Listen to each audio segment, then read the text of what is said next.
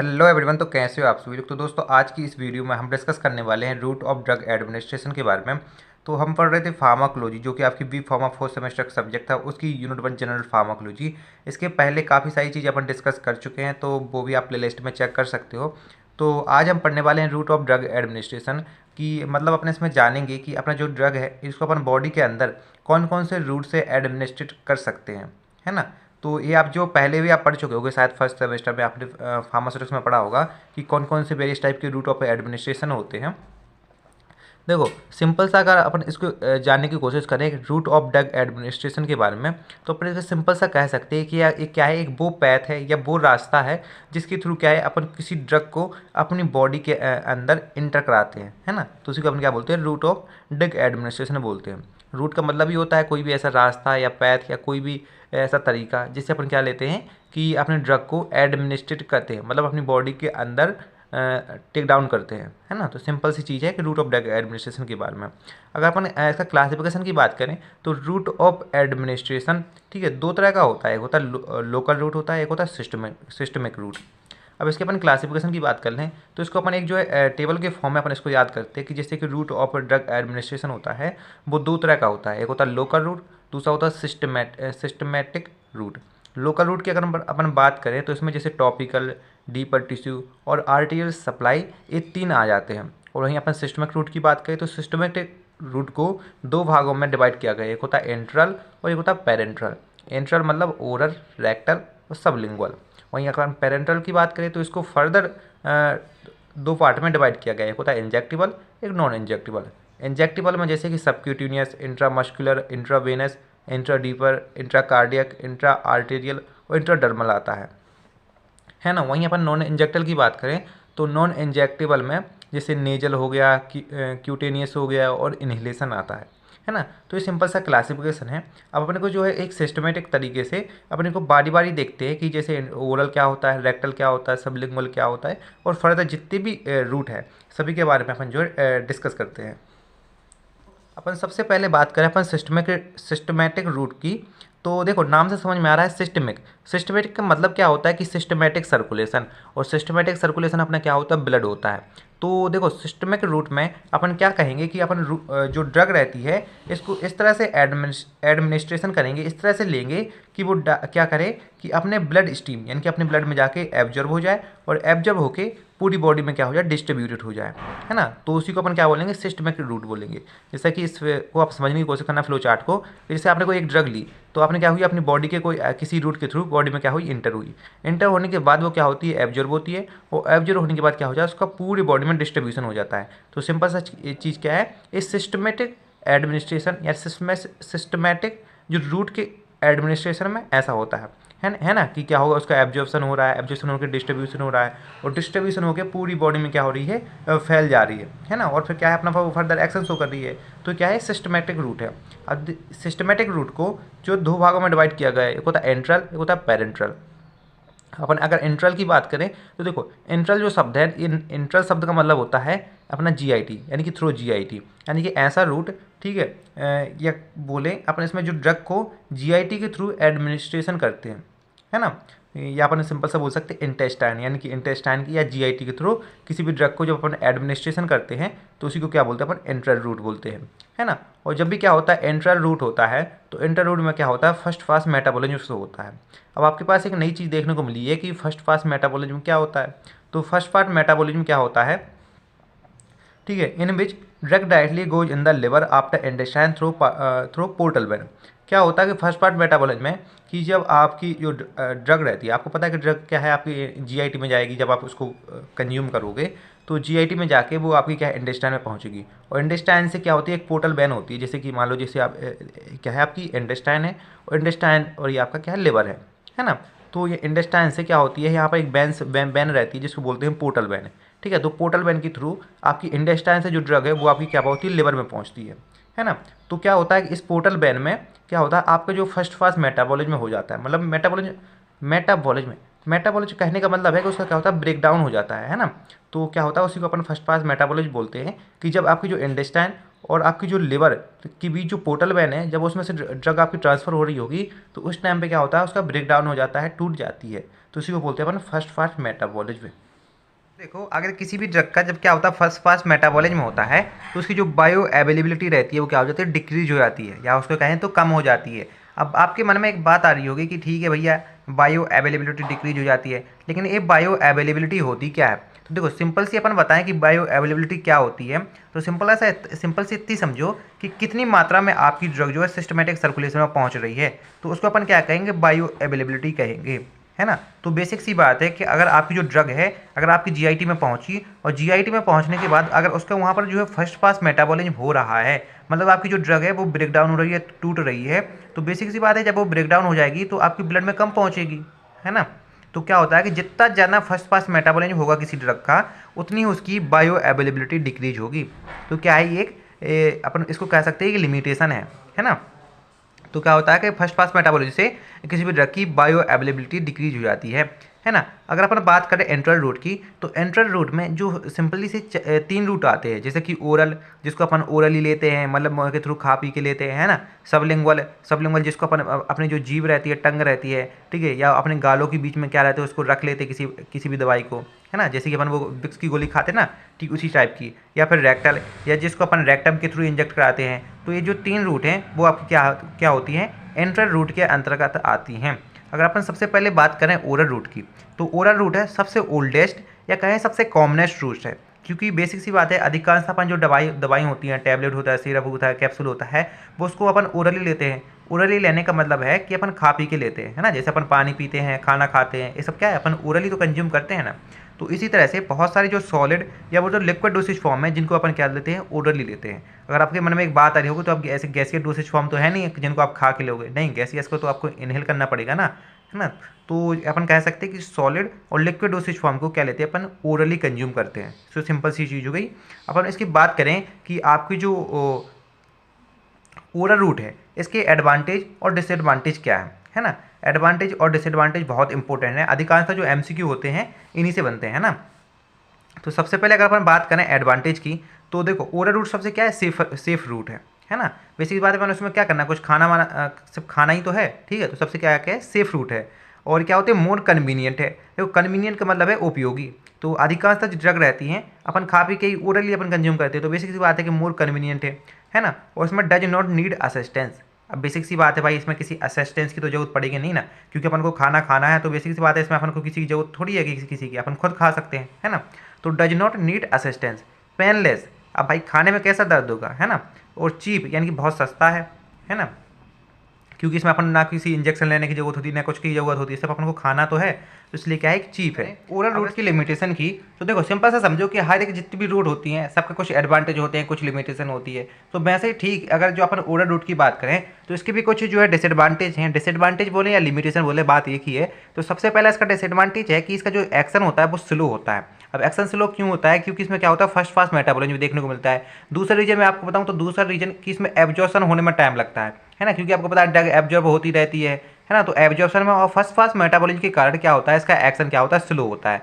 अगर बेसिक सी बात है, जब इसका एक्शन हमको धीमे धीमे देखने को मिलेगा, स्लो देखने को मिलेगा, तो इमरजेंसी की कंडीशन में, कि जब आपको कोई ऐसी इमरजेंसी कंडीशन आ गई है कि आपको जल्दी से जल्दी आपको इफेक्ट चाहिए, तो उस टाइम पे क्या होता है कि आपकी सूटेबल नहीं है, इसलिए आप इमरजेंसी की कंडीशन में आप जो है ओरल रूट का यूज नहीं कर सकते हो, है ना, क्योंकि इसका एक्शन क्या होता है, स्लो होता है। और आपका इसको रीजन मैंने बता दिया क्यों स्लो होता है, क्योंकि फर्स्ट पास मेटाबॉलिज्म के कारण, है ना। तो सबसे पहले लिमिटेशन तो ये हो गई। अगर अपन दूसरी लिमिटेशन की बात करें तो वो है आपको क्या होता है कि जब आप किसी ड्रग को खाते हो तो हो सकता है आपको नोजिया या वॉमिटिंग देखने को मिले। वॉमिटिंग का सिंपल सा आपको अर्थ पता ही है, आपको क्या होती है, उल्टियाँ हो सकती हैं या हो सकता है नोजिया। आपको ऐसा मतलब लग सकता है कि मेरे को उल्टियाँ हो रही हैं, मतलब फील हो सकता है, बस उल्टी होगी नहीं, आपको फील हो सकता है। देखो सिंपल से आपको चीज़ बताऊं कि मान लो आपने कोई एक सिरप पी रहे हो और सिरप या आपने वो टैबलेट आपने खा ली, जो क्या है आपको बहुत ज़्यादा कड़वी है ना। तो अगर देखो, अगर आपने कड़वी टैबलेट को अगर आपने ज़्यादा खा लिया तो हो सकता है आपको कड़वी टैबलेट के कारण वॉमिटिंग देखने को मिल जाए, उल्टियाँ हो जाए, या आपको जो जैसे आपने कड़वी टैबलेट खाई तो उसकी वजह से आपको जो है उल्टी आने जैसा फील होता रहे। तो क्या हो सकता है, ओरल रूट के कारण आपको नोजिया और वॉमिटिंग जैसा फील हो सकता है। तो अपन सिंपल सा कह सकते हैं, अपन ऐसा भी बोल सकते हैं इसका लिमिटेशन में, कि जैसे कि मान लो अगर किसी पेशेंट को जैसे उल्टियाँ हो रही होंगी, है ना। अगर मान लो जैसे आप बीमार हो है ना, और आपको जैसे उल्टियाँ हो रही हैं और उल्टियाँ में मैं आपको सिरप पिला दूँ तो उल्टियों में तो भाई वो आपका सिरप है एब्जॉर्ब नहीं हो पाएगा, आप जैसे उल्टी करोगे तो आपकी जो टैबलेट सिरप है वो आपके बाहर आ जाएगा, है ना। तो इसलिए वॉमिटिंग और नोजिया के केस में आपका क्या रहता है कि आपका जो ओरल रूट है वो सूटेबल नहीं रहता है, फिर अपन जो दूसरे रूट का यूज करते हैं किसी भी ड्रग के एडमिनिस्ट्रेशन के लिए, है ना, क्योंकि अपन को तो इफेक्ट चाहिए भाई, कैसे ही मिले, है ना, इंसान है भाई, बहुत सारे रास्ते निकाल लेते हैं, है ना। दूसरा पर बात करें तो absorption of drug is variable. Variable का मतलब क्या है कि जो किसी भी ड्रग का एब्जॉर्प्शन डिपेंड करता है उस ड्रग की प्रॉपर्टी पे, यानी कोई ड्रग होती है वो बहुत ज़्यादा एब्जॉर्ब हो जाती है, कोई ड्रग होती है वो कम एब्जॉर्ब होती है ना। तो हर एक ड्रग की जो एब्जॉर्प्शन होता है वो वेरिएबल होता है, मतलब डिफरेंट होता है ना। जैसे कि अपने बात करें तो स्ट्रेप्टोमाइसिन नाम की एक जो ड्रग आती है तो स्ट्रेप्टोमाइसिन रहता है, इसका क्या होती है एब्जॉर्बेशन नहीं होता है, ये एब्जॉर्ब भी नहीं होती है, आप इसको ओरली अगर आप कंज्यूम कर लेते हो तो ये ड्रग आपकी एब्जॉर्ब नहीं होगी, है ना, सिंपल चीज़ है। ऐसी बहुत सारी ड्रग होती हैं जो कोई 40% एब्जॉर्ब होती हैं, कोई 90% एब्जॉर्ब होती हैं, कोई 80% एब्जॉर्ब होती हैं। कहने का मतलब ये है कि उसका जो एब्जॉर्प्शन रहता है किसी भी ड्रग का वो वेरिएबल रहता है, और आपको बेसिक सी बात है कि आपके जो ओरल रूट में अगर उसका एब्जॉर्प्शन नहीं होगा तो आपको जो ब्लड में नहीं पहुंचेगी, आपके खून में नहीं पहुंचेगी, और वहाँ से क्या होगा उसका डिस्ट्रीब्यूशन नहीं होगा, तो आपको क्या होगा किसी भी तरह का आपको इफेक्ट देखने को नहीं मिलेगा, क्योंकि आपको सिंपल चीज़ पता है कि कोई भी दवाई, ठीक है, कब आपके बॉडी में किसी भी तरह का इफेक्ट बताएगी, जब वो आपके ब्लड में पहुंचेगी तभी आपको क्या होगा इफेक्ट देखने को मिलेगा। और बेसिक सी बात है जब किसी भी ड्रग का एब्जॉर्प्शन नहीं होगा तो उसका किसी भी तरह का इफेक्ट देखने को नहीं मिलेगा। तो ऐसी ड्रग जिनका क्या होता है एब्जॉर्प्शन बहुत ही कम होता है, ठीक है, या बोले तो जो अपने जीआईटी के थ्रू एब्जॉर्ब नहीं होते हैं, ठीक है, उनको अपन कहते हैं ओरल रूट से कंज्यूम नहीं करते। तो सिंपल से आपकी कुछ लिमिटेशन है। अब अपन बात करें दूसरे रूट, ठीक है, सॉरी, यहाँ पर कुछ और भी आपके जो डिसएडवांटेज दिए गए हैं, जैसे कि ये जो अनऑपरेटिव, ठीक है, या अनकॉन्शियस, ठीक है, अनकॉन्शियस या जो वॉमिटिंग के पेशेंट रहते हैं उनके लिए सूटेबल नहीं है, उनमें यूज नहीं कर सकते हो। अनकॉन्शियस कहने का मतलब ये है कि मान लो कि किसी इंसान का अगर जैसे ऑपरेशन हुआ है तो ऑपरेशन की कंडीशन में वो इस तरह की हालत में नहीं रहता है कि वो क्या है आपकी ड्रग को खा सके, है ना। तो ऐसे में अपन क्या कराते हैं कि अपन उस ड्रग को ओरल रूट के थ्रू ना दे के किसी अदर रूट रहते हैं, जैसे कि इंजेक्शन के थ्रू बॉडी में इंटर करा देते हैं, या और सारे रूट है जिनके थ्रू क्या कहते हैं इंटर करा देते हैं। तो ऐसे जैसे लिखा कि अनऑपरेटिव या अनकॉन्शियस या वॉमिटिंग के जो पेशेंट के लिए ओरल रूट है किसी भी तरह का यूजफुल नहीं है।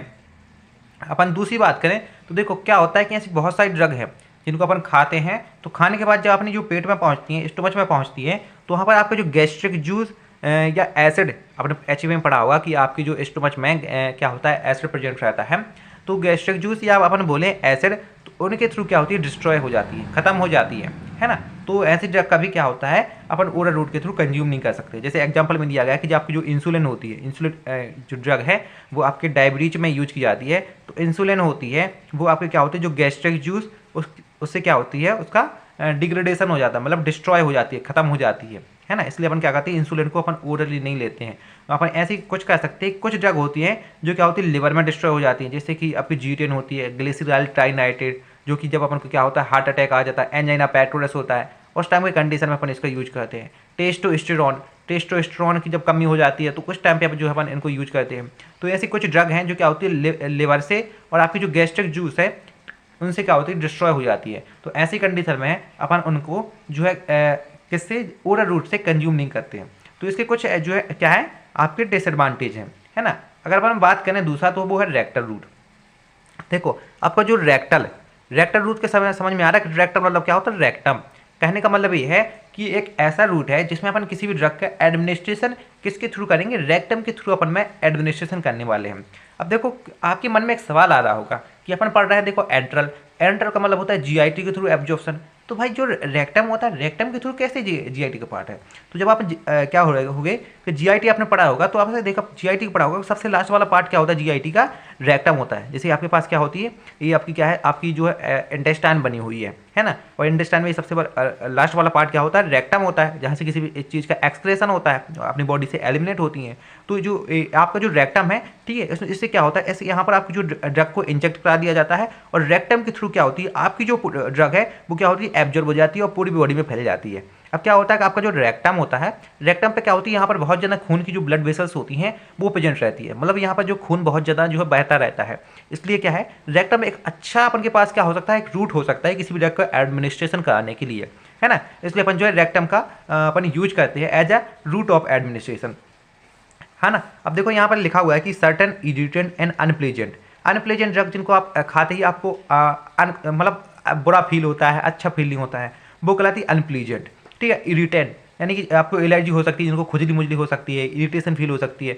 तो कुछ ऐसी ड्रग रहती हैं जो इरिटेंट और अनप्लेजेंट ड्रग, अब क्या कहते हैं, अपनी जो रेक्टम रहता है, ये वाला जो पार्ट रहता है रेक्टम, इसमें क्या करते हैं अपन पुट कर देते हैं किसको, इरिटेंट और अनप्लेजेंट ड्रग को अपन पुट कर देते हैं रेक्टम में। जैसे कि रेक्टम में सपोस्ट्रीज के फॉर्म में, आपने जब फर्स्ट सेमेस्टर में फार्मास्यूटिक्स पढ़ रहे होगे तो आपने उसमें कुछ पढ़ा होगा कि आपको सपोस्ट्रीज को कुछ इस तरह से, जैसे आपको वो रहती है ना, आपकी बंदूक की गोली रहती है, इस तरह से आपको कुछ बनाते हैं और उसको जो है अपन क्या कहते हैं, रेक्टम में आपको क्या कहते हैं, पुट कर देते हैं। या अपन बोल सकते हैं एनिमा जो होते हैं, एनिमा भी क्या एक डोसेज फॉर्म है, जैसे कि सिरप कैप्सूल होता है ना, इसी तरह का एनिमा भी एक डोसेज फॉर्म है। तो सपोस्ट्रीज और एनिमा को अपन क्या कह देते हैं कि आपका जो रेक्टम रहता है, रेक्टम में पुट कर देते हैं। इसके लिए सिस्टमैटिक इफेक्ट के लिए वहाँ पर जैसे क्या करोगे, आप रेक्टम में पुट कर दोगे तो रेक्टम में पुट होने के बाद वहाँ पर क्या होती है, मल्टीपल टाइप की बहुत ज़्यादा ब्लड वेसल्स पाई जाती है। तो उनमें क्या होता है, इसका जो ड्रग का एब्जॉर्प्शन हो जाता है। एब्जॉर्प्शन होने के बाद वो क्या पहुँचती हैं आपकी जो सिस्टमैटिक सर्कुलेशन में पहुँच के आपकी बॉडी में सिस्टमैटिक इफेक्ट दिखाती है ना। तो सिंपल सी चीज़ है आपकी रेक्टल रूट के बारे में। अब देखो सेम वही चीज़ लिखी हुई है कि रेक्टम में क्या होता है, रिच ब्लड सप्लाई होता है, मतलब यहाँ पर जो ब्लड वेसल्स बहुत ज़्यादा होती है, यहाँ पर ब्लड का सप्लाई क्या होता है, बहुत ज़्यादा होता है।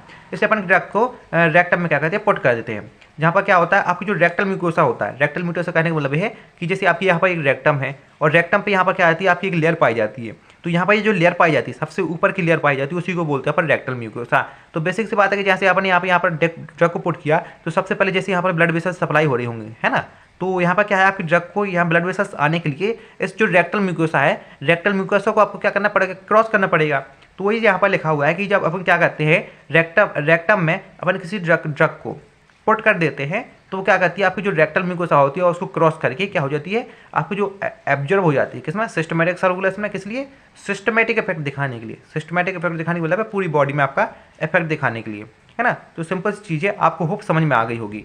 अगर अपन इसकी बात करें एडवांटेज की, तो सबसे पहला एडवांटेज है कि गिविंग टू अनकॉन्शियस पेशेंट, ऐसा पेशेंट जो आपका अनकॉन्शियस कंडीशन में है, किसी ऑपरेटिव कंडीशन में है, तो उसको भी अपन आसानी से दे सकते हैं, क्योंकि अपन को रेक्टम में पुट करना है तो वो अपन आराम से कर सकते हैं। ठीक है, ideal for drug cause vomiting, यानी कि वो ड्रग जिनको अपन जब ओरली कंज्यूम करते हैं तो क्या होती है, वॉमिटिंग कॉज करती हैं, तो उनको अपन क्या कर सकते हैं, एडमिनिस्ट्रेशन करा सकते हैं रेक्टम के थ्रू। जब आप रेक्टम के थ्रू एडमिनिस्ट्रेशन कराओगे तो बेसिक सी बात है उसको उल्टियाँ होगी नहीं, क्योंकि बेसिक सी बात है वो स्टोमच में पहुँचेगी नहीं, और स्टोमच में नहीं पहुँच जाएगी कोई ड्रग तो आपका क्या होगा कि सिंपल सी चीज़ें कि आपकी उल्टियाँ नहीं होंगी, है ना। तो उन ड्रग के लिए क्या है, आइडियल है। आइडियल का मतलब अच्छा, ठीक है। It can be administered by unskilled person, किसी भी अनस्किल्ड पर्सन के द्वारा इसको आप एडमिनिस्ट्रेशन कर सकते हो, है ना। जरूरी नहीं कि आपको इसमें उसको अच्छे से स्किल्ड पर्सन हो, कोई भी इसको कर सकता है, मतलब आराम से आप रेक्टम में पुट करके किसी भी ड्रग का आप यूज कर सकते हो। ठीक है, गैस्ट्रिक इरिटेशन कैन अवॉइड, मतलब ऐसी बहुत सारी ड्रग होती हैं जब उनको खाते हो तो आपके जीआईटी में जाके क्या होता है, इरिटेशन कॉज करती है, मतलब खुजली टाइप का कॉज करती है, तो आप उसको भी जो है अवॉइड कर सकते हो, क्योंकि उसमें आप रेक्टम में पुट कर लोगे तो आपको गैस्ट्रिक इरिटेशन आपको देखने को नहीं मिलेगा, है ना। तो इसके एडवांटेज हो गए।